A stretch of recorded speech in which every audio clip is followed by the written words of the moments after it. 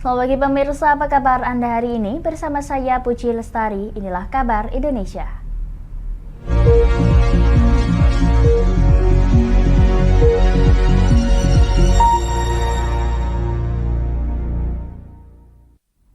Pemirsa, Presiden Joko Widodo dalam konferensi tingkat tinggi Forum Negara-Negara Pulau dan Kepulauan atau Archipelagic and Island State atau EIS di Nusa Dua Bali menyoroti 3 tantangan yang dihadapi oleh negara pulau dan kepulauan, termasuk persoalan sampah di laut.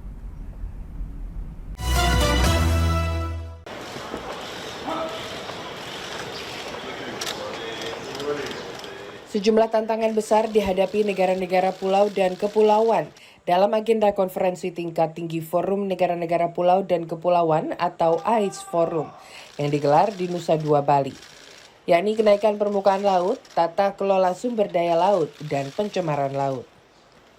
Sebagai tuan rumah KTT AIS 2023, Indonesia, seperti dikatakan Presiden Joko Widodo saat membuka First High Level Meeting Archipelagic and Island States Forum pada 11 Oktober, mengajak para pemimpin serta perwakilan negara pulau dan kepulauan untuk berkolaborasi demi menciptakan solusi nyata dalam mengatasi tantangan-tantangan tersebut.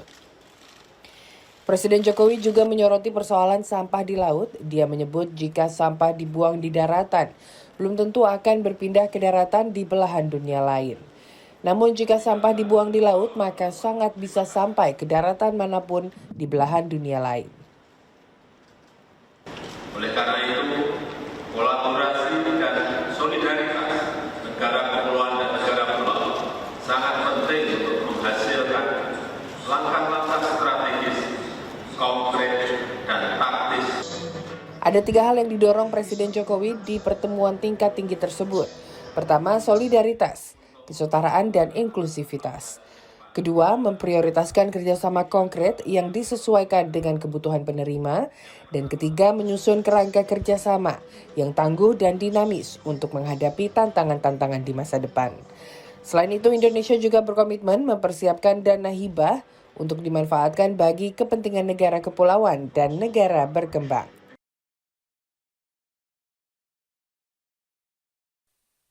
Pemirsa, jelang pemilu 2024, Badan Pengawas Pemilu atau Bawaslu Kota Cilegon mengetatkan pengawasan terhadap pejabat negara dan aparatur sipil negara atau ASN.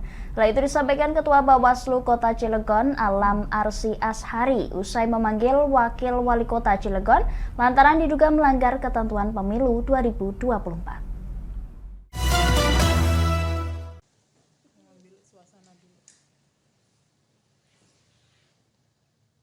Badan Pengawas Pemilu, Bawaslu Kota Cilegon mengetatkan pengawasan terhadap seluruh kegiatan pemerintahan yang berpotensi terjadi pelanggaran. Pengetatan pengawasan dilakukan sebagai buntut dugaan pelanggaran pemilu yang dilakukan Wakil Wali Kota Cilegon Sanuji Pentamarta dengan indikasi mengarahkan dukungan untuk salah satu peserta pemilu 2024. Wakil Wali Kota Cilegon itu telah dipanggil Bawaslu setempat pada Senin kemarin.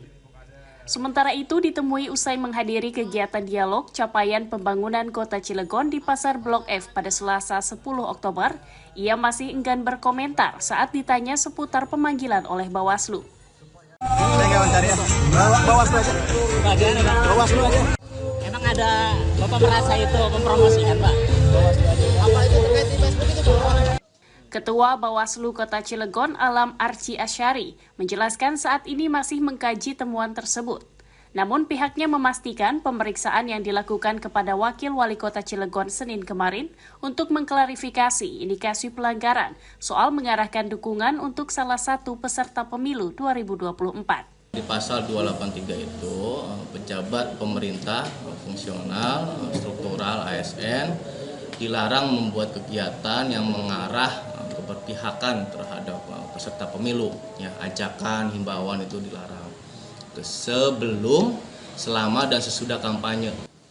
Diketahui seluruh ASN juga dilarang untuk mengomentari dan membagikan postingan partai politik, postingan para caleg maupun capres di media sosial, walaupun sekadar tanggapan. Aturan ini tercantum dalam surat keputusan bersama SKB 5 Menteri terkait. Pemirsa, Wakil Presiden atau Wapres Ma'ruf Amin bertemu dengan para penggiat hak asasi manusia atau HAM di Jayapura, Papua. Dalam pertemuan tersebut, tokoh agama dan penggiat HAM mengusulkan agar ada pengadilan HAM yang dibangun di bumi Cendrawasih. Tokoh agama Pendeta Herman Saud menyampaikan kehadiran pengadilan HAM mempresentasikan hadirnya negara dalam menyelesaikan persoalan hak asasi manusia di Papua.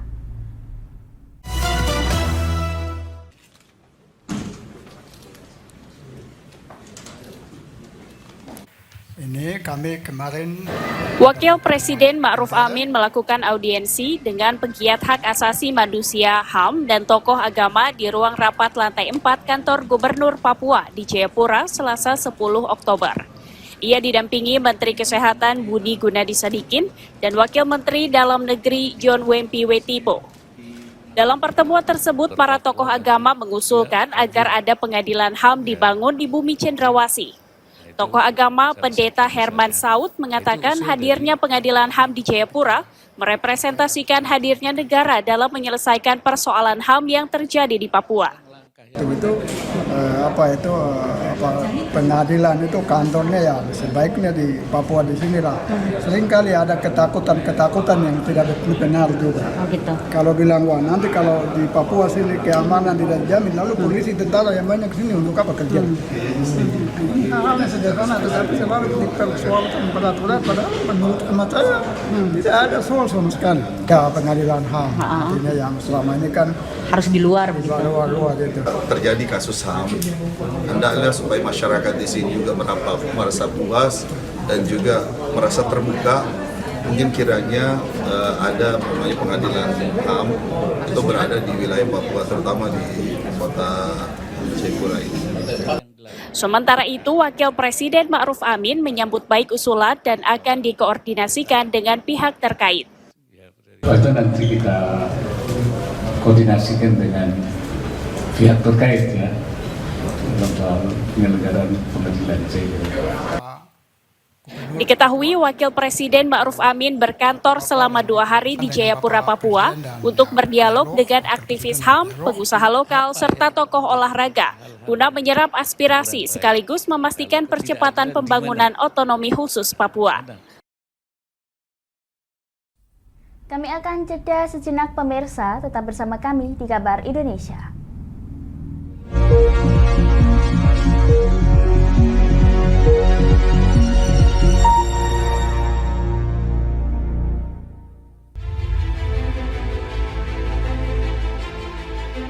Memberikan pinjaman uang kepada saya dengan bunga 8% per bulan.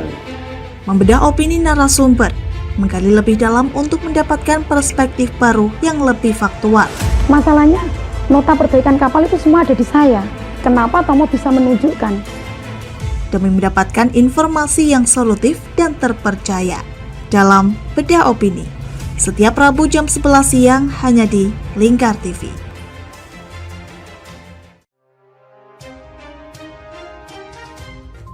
Inilah ketiga anggota komplotan pencuri spesialis pecah kaca mobil setelah melakukan penggelapan 20 sepeda motor dan 2 unit mobil dengan modus retard. Merangkum semua peristiwa sebagai berita yang penuh fakta. Bersama Puji Lestari, saksikan Jateng hari ini setiap Senin hingga Sabtu jam 4 sore hanya di Lingkar TV. Bersama saya Galus Karkinanti dalam Sapa Jateng Lingkar TV. Melintas di daerah Sukolilo dikejar sama petugas bea cukai, ketangkap. Membahas dan menyuguhkan beragam potensi dari berbagai daerah di Jawa Tengah, ditemani narasumber-narasumber handal di bidangnya. Pencegahan dari awal mulai dari perilakunya, perilaku hidup bersih sehatnya juga harus dijaga seperti itu. Kami siap menyapa Anda dalam Sapa Jateng. Setiap Selasa jam 11 siang hanya di Lingkar TV.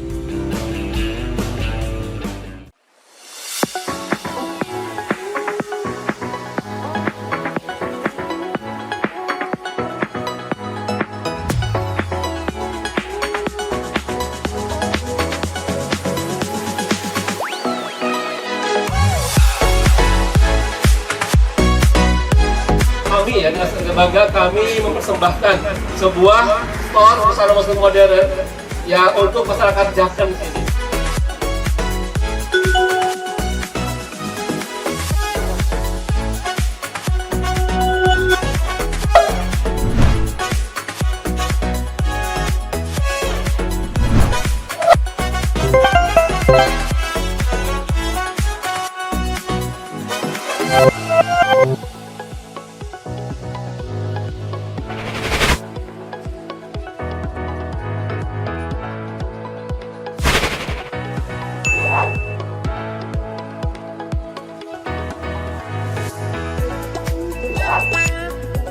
Assalamualaikum warahmatullahi wabarakatuh. Saya Dwi Mas Sony Pambudi dari Nibras Corporation mengucapkan selamat dan sukses atas grand opening Nibras House ke-607 yang berlokasi di Kecamatan Jaken, Kabupaten Pati.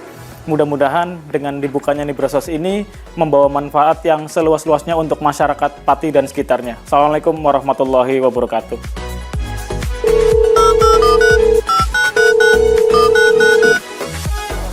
Selamat buat grand opening Nibras House Pati Jaken. Semoga usahanya bisa laris, bisa digemari banyak masyarakat di Jaken. Tentunya berkah buat semuanya.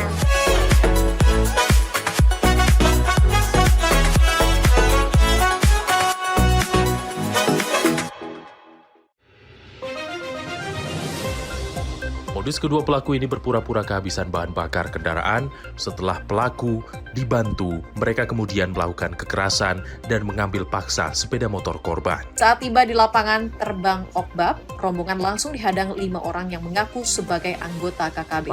Yakni melakukan bujuk rayu kepada korban yang merupakan santriwati pada momen kegiatan belajar mengajar khusus. Menyajikan informasi-informasi hangat dan terpercaya bersama Kabar Indonesia, setiap Senin hingga Sabtu jam 7 pagi, hanya di Lingkar TV.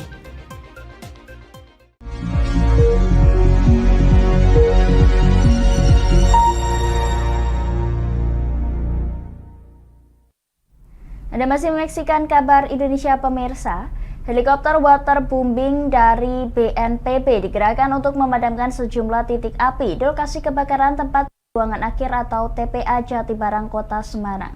Selain pemadaman dari udara, Wali Kota Heviarita Gunariyati Rahayu meminta penambahan pipa injeksi untuk penyuntikan air langsung ke dalam tumpukan sampah sehingga proses pemadaman bisa tuntas. Oke, udah mulai. Jam 11. Pemadaman titik api di lokasi kebakaran tempat pembuangan akhir TPA Jatibarang, Kota Semarang pada Selasa 10 Oktober dimaksimalkan dengan menggunakan 1 unit helikopter waterbombing dari Badan Nasional Penanggulangan Bencana BNPB. Sejumlah titik api yang masih tersisa terlihat masih mengumpulkan asap ke udara dan menjadi sasaran pengeboman air dari helikopter. Wali Kota Semarang Heviarita Gunariyati Rahayu menegaskan untuk mendukung pemadaman, ia meminta kepada Dinas Pemadaman Kebakaran dan juga PDAM untuk menambah pipa injeksi guna menyuntikkan air langsung ke dalam tumpukan sampah sehingga proses pemadaman bisa tuntas. Juga sambil paralel kan tadi saya sudah minta ada ditambahi untuk tangki-tangki air untuk lebih dipercepat. Pertama, yang kedua juga ditambah dari disposal yang dari BKB, sehingga kan kalau disposal ini kan juga air lumpur, sehingga ini juga bisa lebih memadamkan atau menghilangkan asap maupun bara apinya. Sementara itu, tenaga ahli BNPB Heri Setiono menyatakan helikopter waterbombing jenis Bell 412 didatangkan dari Palangkaraya, Kalimantan Tengah. Helikopter tersebut bisa terbang membawa air dengan kapasitas 1.000 liter. Menurut Heri, proses pemadaman api di TPA Jatibarang mengalami sedikit kendala yang disebabkan oleh tiupan angin yang cukup kencang sehingga penyiraman air meleset dari titik api. Kalau sebenarnya saat ini kendala yang begitu signifikan tidak begitu ada, cuman ya sedikit kadang anginnya agak kencang sehingga kita juga tidak bisa nyiramnya itu pada titik yang pas pada titik api, sehingga dia kadang harus spray, kadang bisa hover baru dia bisa siram secara titik. Direncanakan pemadaman titik api di TPA Jatibarang dengan helikopter waterbombing ini akan berlangsung hingga Jumat mendatang. Kita ke Jakarta pemirsa. Meet and Greet Idemitsu Riders yang diadakan di Jakarta menghadirkan 5 pembalap yaitu Takaaki Nagakami, Ai Augura, Somskiat Chantra, Mario Aji, dan Taiyo Furusanto.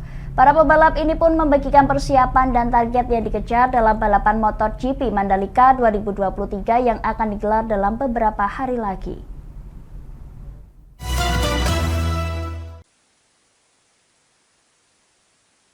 Idemitsu bersama Honda menggelar acara Meet and Greet Idemitsu Riders di Jakarta pada Selasa 10 Oktober dengan menghadirkan 5 pembalap Honda, yaitu Takaaki Nakagami, Ai Ogura, Somkiat Chantra, Mario Aji, dan Tayo Furusato.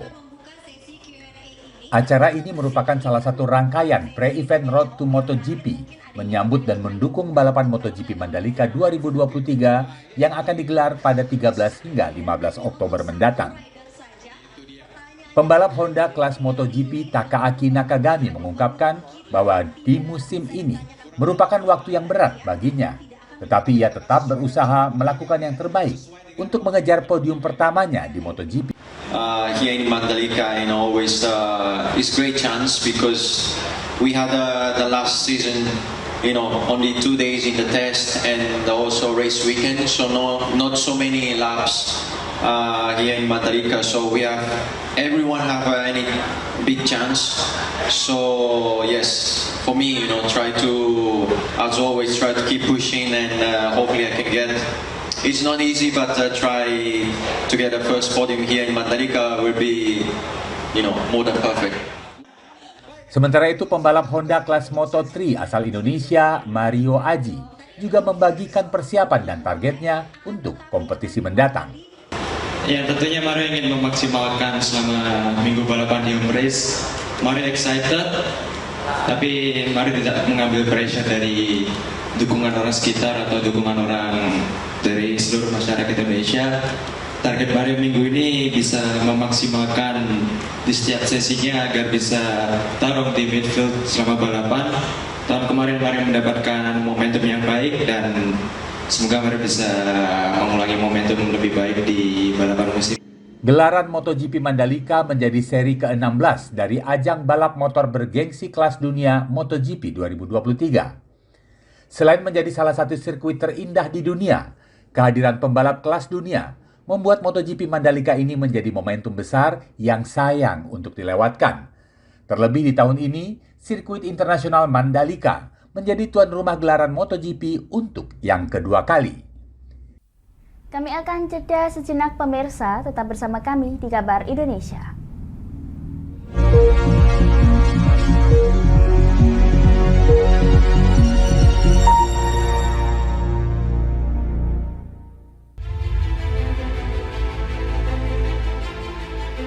Memberikan pinjaman uang kepada saya dengan bunga 8% per bulan.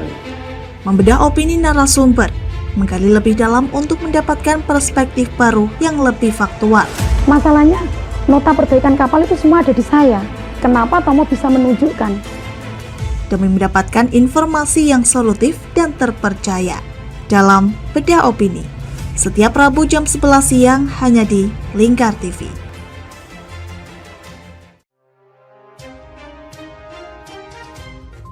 Inilah ketiga anggota komplotan pencuri spesialis pecah kaca mobil setelah melakukan penggelapan 20 sepeda motor dan 2 unit mobil dengan modus retal.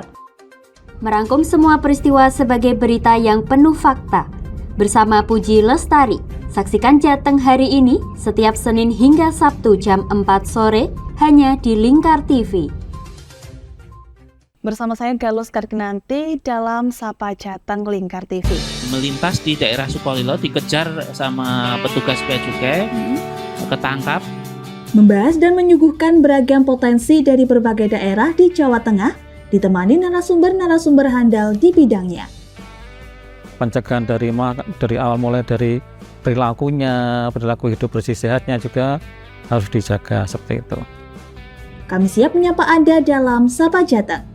Setiap Selasa jam 11 siang hanya di Lingkar TV.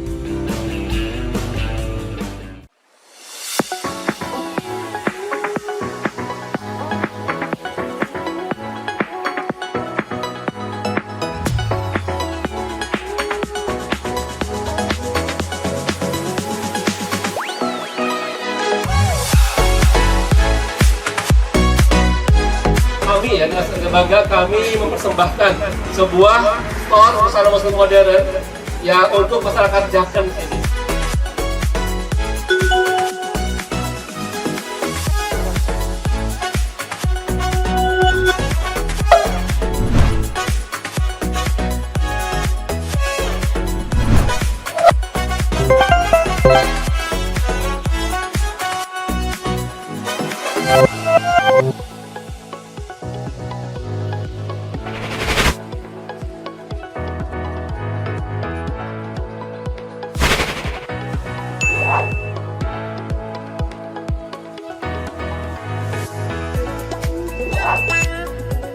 Assalamualaikum warahmatullahi wabarakatuh. Saya Dwi Masoni Pambudi dari Nibras Corporation mengucapkan selamat dan sukses atas grand opening Nibras House ke-607 yang berlokasi di Kecamatan Jaken, Kabupaten Pati. Mudah-mudahan dengan dibukanya Nibras House ini membawa manfaat yang seluas-luasnya untuk masyarakat Pati dan sekitarnya. Assalamualaikum warahmatullahi wabarakatuh.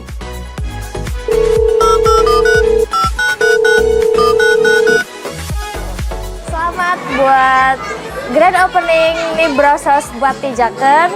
Semoga usahanya bisa laris, bisa digemari banyak masyarakat di Jaken. Tentunya berkah buat semuanya.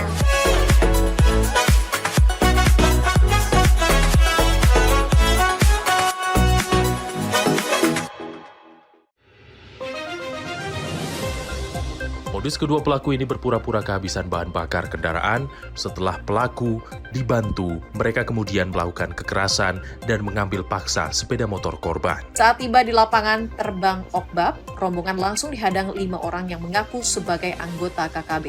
Yakni melakukan bujuk rayu kepada korban yang merupakan santriwati pada momen kegiatan belajar mengajar khusus. Menyajikan informasi-informasi hangat dan terpercaya bersama Kabar Indonesia setiap Senin hingga Sabtu jam 7 pagi hanya di Lingkar TV.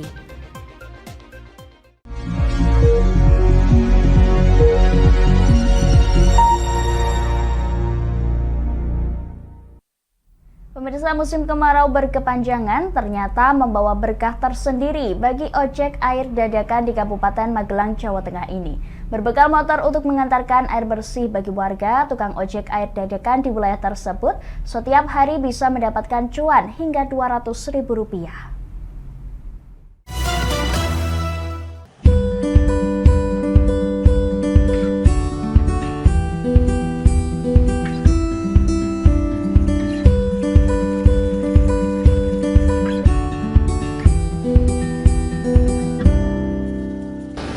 Sejak memasuki musim kemarau, Agus Sulistiono, warga Desa Tegalrejo, Kabupaten Magelang, Jawa Tengah, menjadi tukang ojek dadakan.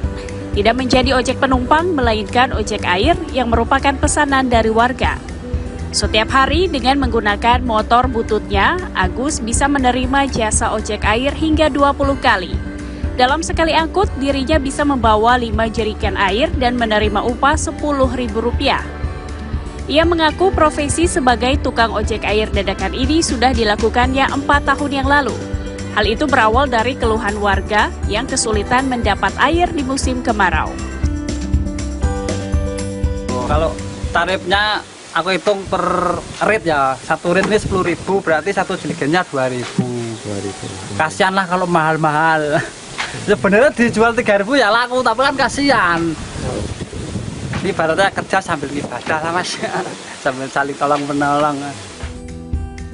Salah seorang warga mengaku terbantu dengan kehadiran ojek air ini karena mempermudah warga mendapatkan air bersih untuk kebutuhan sehari-hari. Sumur pada nggak keluar air. Pam juga gimana ya, sering mati. Di musim kemarau ini? Ya, kadang-kadang 2 hari atau 3 hari sekali baru ngocor, itu pun malam, kecil lagi. Desa Tegalrejo adalah salah satu desa yang terdampak kekeringan. Pada musim kemarau kali ini, sumber mata air dan sumur warga mengering. Untuk memenuhi kebutuhan memasak dan minum, warga mengandalkan bantuan air bersih dari pemerintah, serta mencari sumber air lainnya di luar desa untuk kebutuhan mencuci.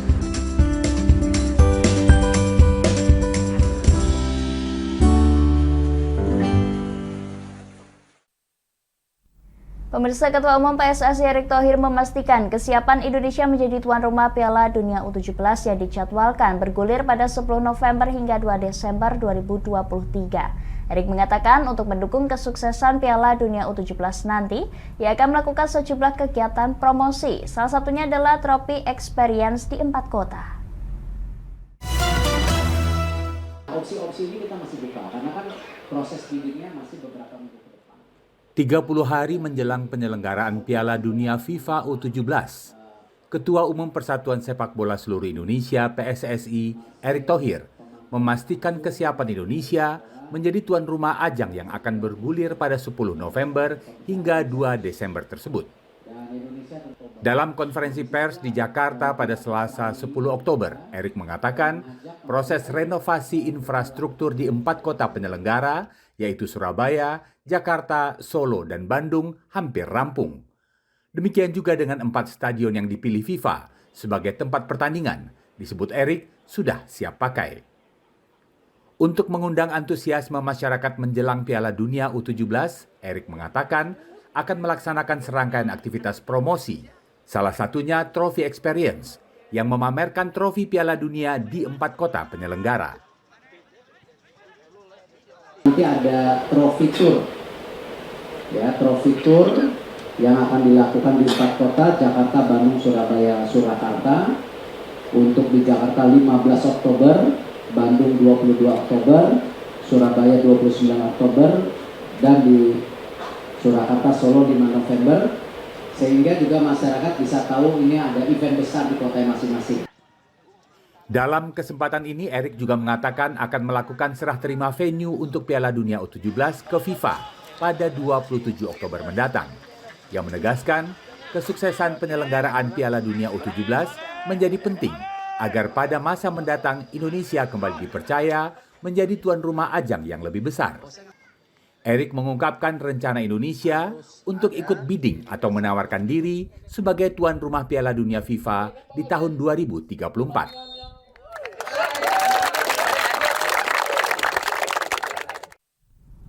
Demikian kabar Indonesia pemirsa, nantikan kabar Indonesia selanjutnya hanya di Lingkar TV. Saya Puji Lestari pamit dari hadapan Anda, selamat melanjutkan aktivitas Anda. Selamat pagi dan sampai jumpa.